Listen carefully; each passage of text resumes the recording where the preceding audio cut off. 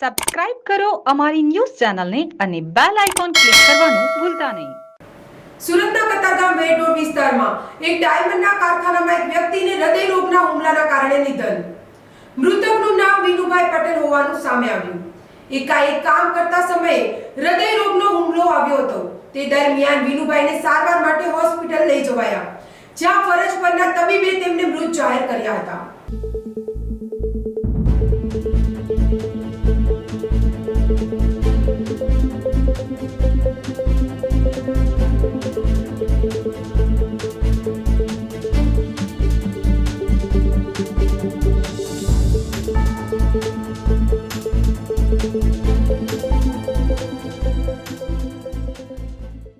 Jamna news Surat.